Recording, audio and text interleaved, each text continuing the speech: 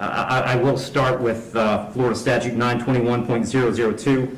It was pointed out several times the primary purpose of the Criminal Punishment Code in Florida is to punish. And I've got to take into account the severity of the primary offense and the circumstances surrounding the primary offense. When I take into account circumstances and severity, a lot of what I'm taking into account really when I sentence is intent and harm. And in this case, there wasn't any evidence, and nor does the court believe that there was any specific intent to do harm, in this case to the victims. But there was intent to drive at an egregious speed, 102 miles an hour, regardless of the consequences and regardless of who that ended up harming.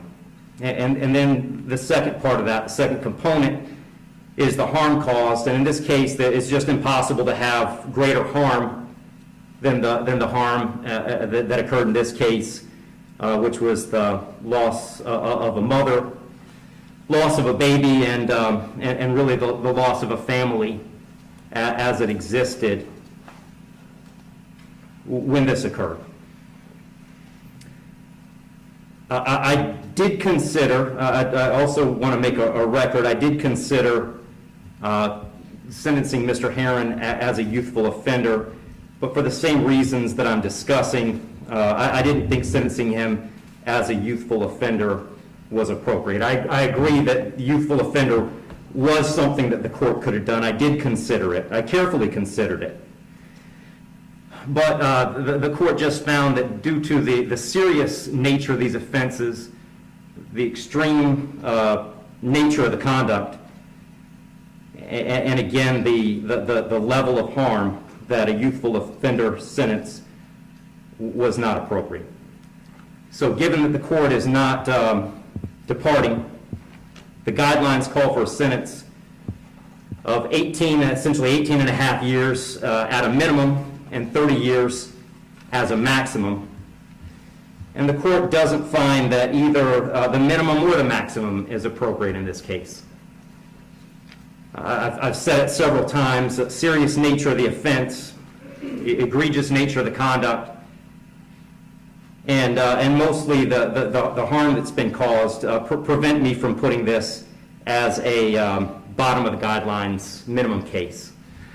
But the departure bases argued by the defendant did provide some reason not to put it at the top of the maximum.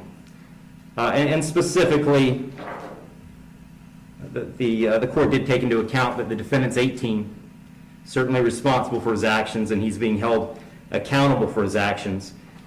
But the age of 18, the court finds, is a mitigating factor and shouldn't put this at a maximum. Also, the complete lack of prior criminal history is something that the court considered as preventing this from being at the top. So having said all that, the court is going really toward the middle between the minimum under the guidelines and the maximum punishment permitted under Florida state law.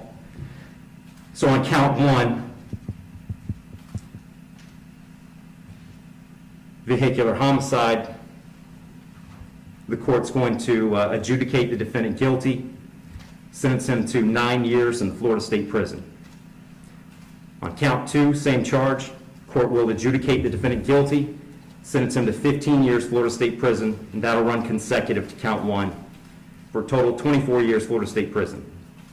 Count three is a misdemeanor, unlawful racing on a highway, so the court will adjudicate the defendant guilty, sentence him to time served. Give credit for time served, I believe, 2 days. Court will impose mandatory court costs. Mr. Herrin, you have given up the right to appeal the determination of your guilt or innocence. You do have 30 days to appeal the sentence of the court. And I'll direct the bailiffs to take Mr. Herrin into custody.